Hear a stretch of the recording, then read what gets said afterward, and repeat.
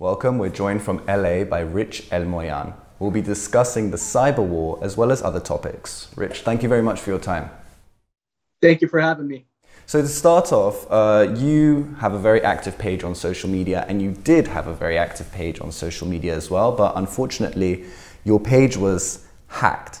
I think this is interesting because a lot of people speak how there were new ways of conducting warfare to do with the 2020 Karabakh war, namely drone warfare, but often the online war has been overlooked, or the cyber war. Hetk's page was hacked, Հիմնադրամ's page was hacked. So can you explain what happened to you and what you think about the online war, the cyber war? Well, since March, I had transformed my Instagram page towards a much more informational page for people to understand international relations. In July, when we saw the skirmishes, I decided to completely transform my page towards Armenian geopolitics and the Caucasus geopolitics, basically what I studied in university for. And my video started gaining a lot more reach. The engagements were over the charts. And it caught a couple of Azerbaijani accounts based off of the TikTok algorithm. And when I saw that, that's when Azerbaijani started sending it to each other, and now we have an understanding of how this works, right? They have a whole organized team of a cyber warfare team, essentially, that takes down Armenian accounts, puts bad reviews for Armenian accounts, and that's kind of how they started with, for example, the, taking over different posts on Instagram and filling it with the same copy-pasted comments. Except for me, I wasn't too tech savvy, and I didn't necessarily have the the protection that I needed for Instagram and TikTok and whatnot, until when I did get it, the second time I got hacked again. And actually, it was the same person that had hacked one of the Armenian accounts, and they had sent me blackmail of it via TikTok. So this was the first time that I personally have come across cyber warfare to this extent. I'm not surprised, and I'm not even shocked, but I will say this was my introduction to understanding how Azerbaijan utilizes its cyber warfare tactics. Aside from its drones, I mean, we understand on the physical level how the drones are being used, bought from Israel, bought from Turkey, of course, but in terms of cyber warfare, it's needed to go against the diaspora, because we know that Azerbaijan likes to point at the diaspora in a lot of cases. So I think this is speculation. Of course, I don't actually have concrete evidence of this, but I do think that this is one way to mitigate diaspora voices throughout the world that could contribute to international community, dictating a voice against Azerbaijan during aggression. And by silencing those voices through cyber bot farms, I think that was a pretty successful tactic of theirs. And just briefly, just so our watchers understand, what happens exactly? So you have a page with many hits and many followers, and when it's hacked, is the account deleted, or how does it work exactly?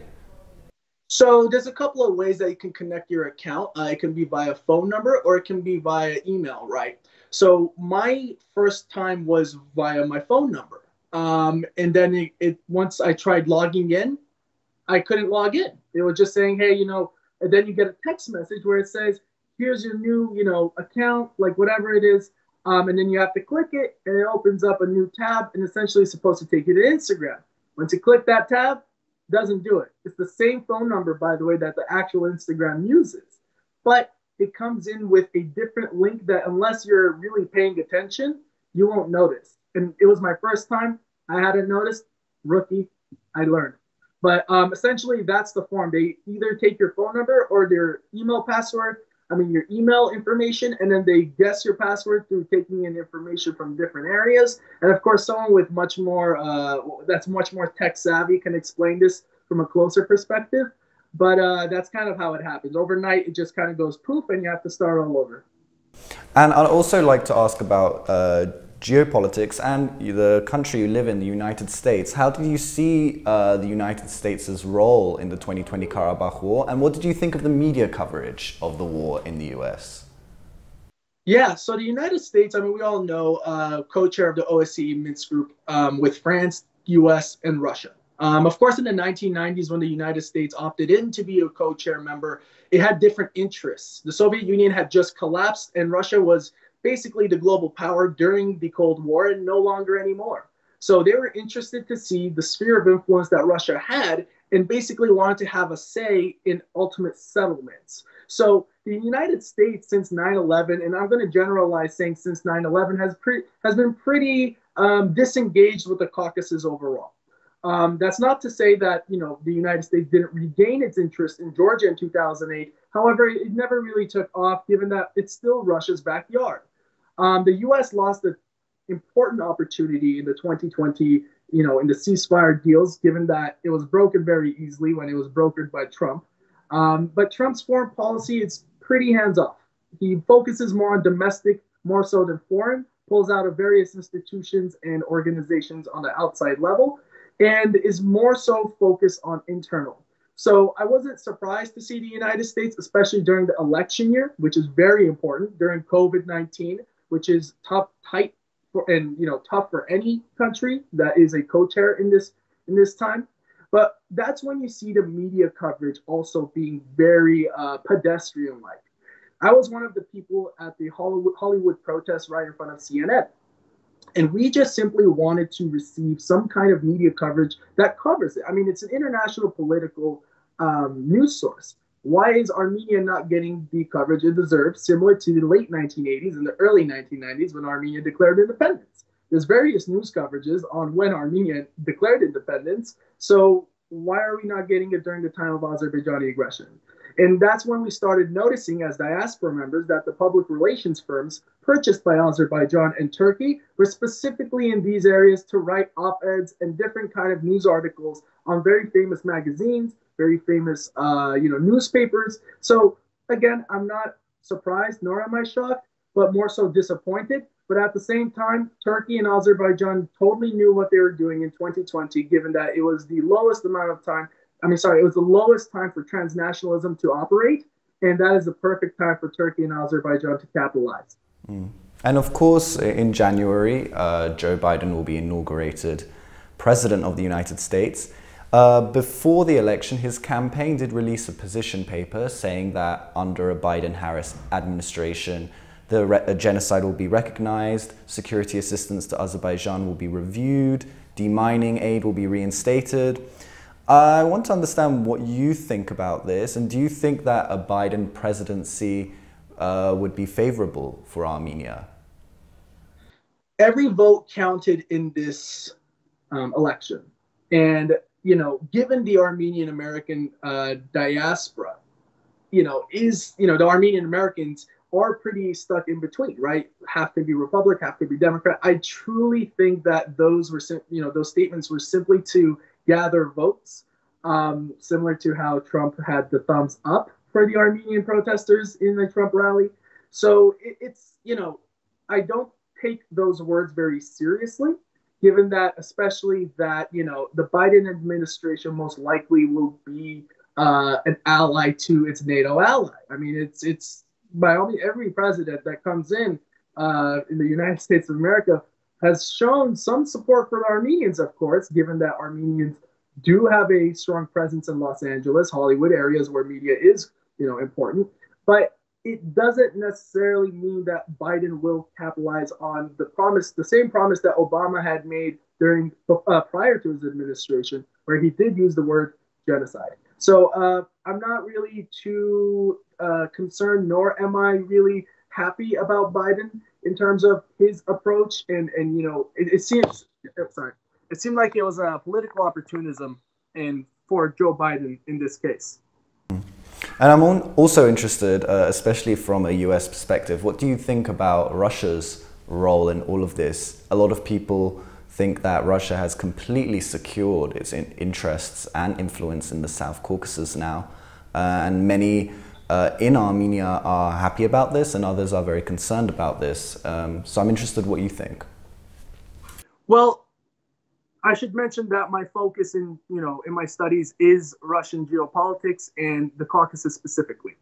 So when we look at how Russia has operated in the 1990s, how Turkey has operated in the 1990s, and how Azerbaijan has operated in the 1990s, it's significantly different than how we see current day.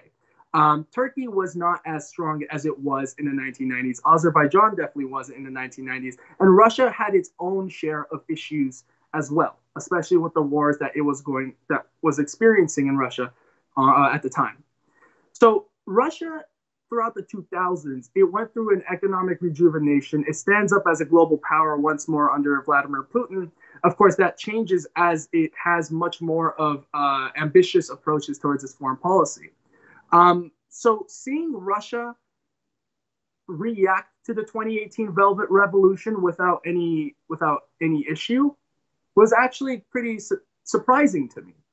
But I had an idea that, you know, Russia will definitely at some point come back to this, or put almost Armenia in a chokehold, for lack of better terms, to stick around in the orbit if so chose. But Armenia decided to go and diversify its foreign policy. And that's where I noticed that the Russian stance was a little from afar. And, you know, in times like this, where you absolutely need Russia, Russia, technically speaking, cannot actually help you based off of its CSTO obligations. It cannot have troops in Nagorno-Karabakh.